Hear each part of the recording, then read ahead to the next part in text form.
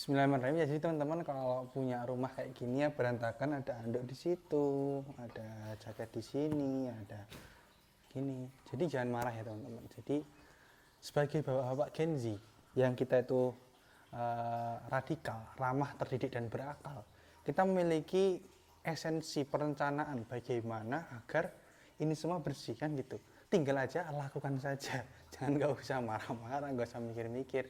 Karena sebagai bapak Gen Z yang memiliki 3 anak yang itu toddler semua, manusia paling ejek adalah toddler, lakukan saja, bersihkan saja. Orang lain tahu cuma rumahnya bagus ya, bersih ya, sebagainya. Nggak tahu kan akses sadarinya apa.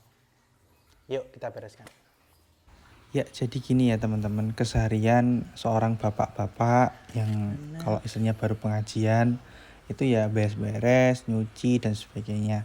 Jadi dan sampai aktivitas kita sebagai bapak tuh di rumah ditinggalkan. Yaitu apa? Yaitu bagaimana manajemen rumah tangga.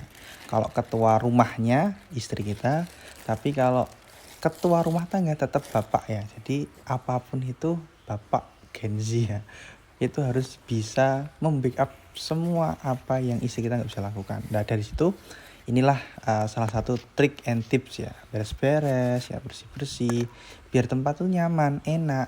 Jadi pulang-pulang anak itu nggak tantrum, ibunya juga nggak tantrum, lihat tempat yang bersih dan sebagainya. Itu satu psikologis mahal yang bisa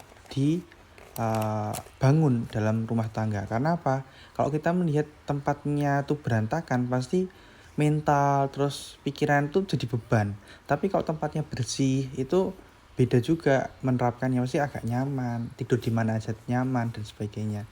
Itulah bagaimana tip and trick kita nyaman di rumah. Karena sekarang itu banyak sekali seorang itu anak muda khususnya Gen Z itu nggak nyaman di rumah. Kenapa nggak nyaman di rumah? Ya tadi karena banyak faktor dari keluarga, emosi dan sebagainya. Dan kalau kita tren sekarang banyak yang fatherless ya, broken home, terus banyaklah problem-problem mental yang dibangun oleh anak muda sekarang, ADHD gitu, OCD, aneh-aneh itu loh problem mental sekarang itu. Dan kalau kita lihat sekarang ini emang benar anak muda sekarang, Gen Z sekarang itu emang krisis mental yang mana ini sangat berbahaya untuk generasi ke depan, apalagi nanti anak cucu kita besok.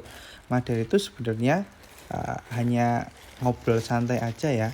Jadi ini bagaimana sih langkah kecil kita yang kita bisa bangun dalam keluarga kita. Dan untuk teman-teman yang ingin menikah juga bisa membangun pribadi masing-masing, di kamar masing-masing, di rumah masing-masing sebelum nanti berkeluarga. Kenapa? Karena keluarga itu gak boleh gagal. Karena hukumnya kalau kita lihat hukumnya mubah. Perceraian itu hukumnya mubah, tapi dibenci.